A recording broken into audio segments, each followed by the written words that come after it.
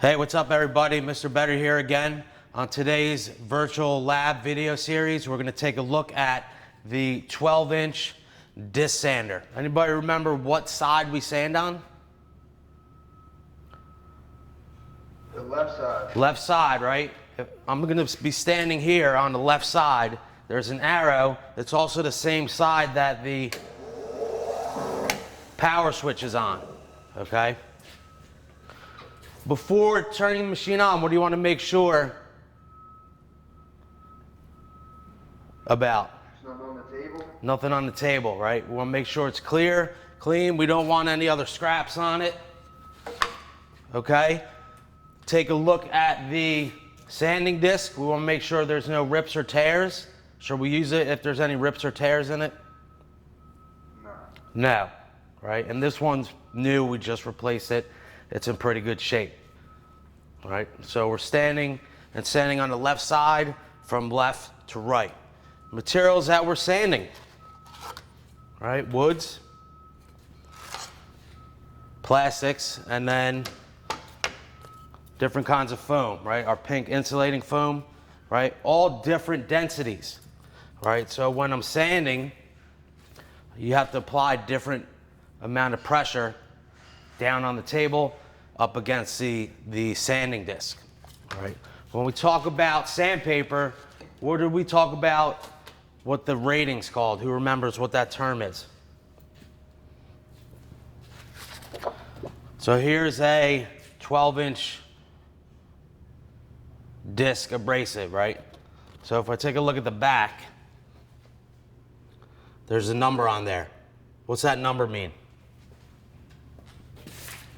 So that one said 50. Here's a sheet of sandpaper. This one says P100. Who remembers what that means or what that rating's called? The what? Like 100 grit, 50 grit. Yeah, grit, exactly. It's a grit rating. So the lower the number, what? The more abrasive. More abrasive, the rougher it is, right? So 50 grit compared to 100, 100 is getting smoother, right? It's less abrasive. And you can tell the difference between the two because you see a lot bigger grit, right? We can go all the way down to, you know, single-digit grits where you almost look like on paper there's tiny little rocks, right? Because sandpaper is made from different grains and different grades of sand. All right, so typically the disc sander is not for finish or fine sanding, right? It's after we do a cut material down and we want to take it and clean it up. So typically we're using 50 or 60 grit abrasives. All right, what types of sanding procedures can I do on here? Like what types of edges? Right, so I could do, right, outside rounds. Can I do an inside curve on there? Nah. No, there's another machine for that. So I could do outside rounds, and then I could do straight edges. Right, doesn't matter if I'm sanding with the grain or this way against the grain, right? So outside rounds, straight edges, right? And should I sand like an inch off of material at a time or less? Let's say before I cut this curve out, right? And I cut like 3/4 of an inch over the line. Should I sand that much or should I recut it? What do you think? Recut it? Yeah, recut it, all right? We just want to take, you know, we always want to cut to our mark or to our line and then sand down right to the line to finish that edge up. I shouldn't stand here and try and sand an inch off of material. We're going to wreck the abrasive, burn the material, and then we're going to be replacing the abrasive like every couple days. All right, so I'm going to turn it on. Right, we're spinning Counterclockwise, so I'm standing on the left side, from left to right to the center. So if I'm gonna sand this little edge here, I'm gonna start on the left, move to the right, move it across. All right, now just clean that edge up and took my mark off. Now why am I moving it left to right rather than just jamming it in one spot? It'll get stuck and pinched. It'll get stuck, it could pinch. If I sand and hold this in one spot, you can see me marking that abrasive up. If I sand there any longer, it's gonna burn it to nothing and then it's gonna wreck the entire abrasive. So we need to move evenly from left to right so we keep the abrasive wearing evenly, okay? As far as material on the table, anybody remember the inch rule for material that we could sand? This is from way back in middle school. Anybody remember? Shouldn't sand anything smaller than how many inches? What's the rule here? 4 inches, right? 4 inches. All right, because we don't want to get close to the abrasive because you run the risk. There is a gap because the wheel or the disc passes through the table. If I'm trying to sand something super small like this little block, I'm getting way too close. If you had to sand something smaller than 4 inches, what could you use?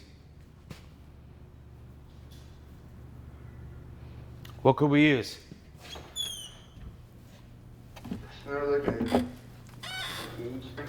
Now, maybe we can use a big pair of pliers or maybe even a clamp to hold it out and away.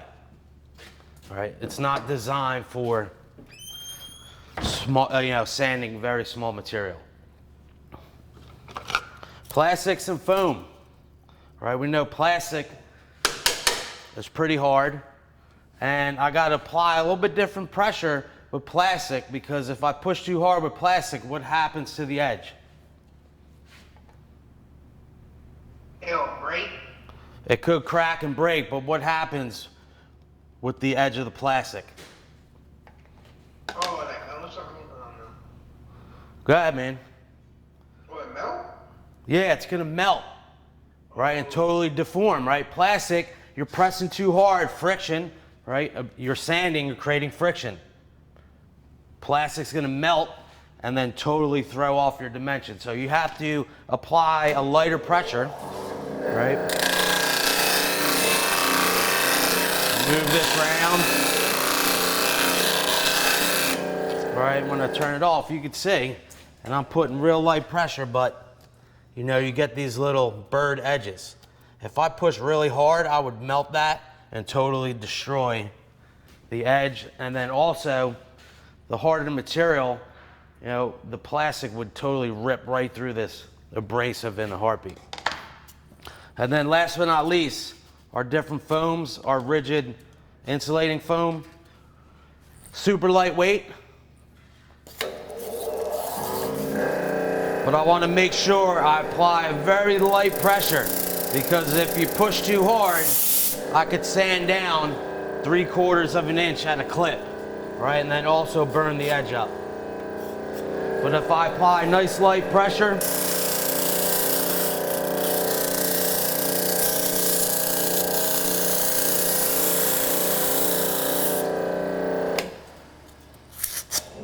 I could chip this off and then I get a nice smooth finish. Now I know I don't have it on, but what should be on when we're operating this? The what? The suck thing, the vent thing. Yeah, what's that big thing called with all the pipes? Dust collector. Dust collector, right? I don't have it on because you wouldn't hear me, because you'd hear, right, it all sucking up, and that's why you see it building up. And when it's not on, all this stuff and sawdust and debris kicks up, and you see it build up on the I-beam here.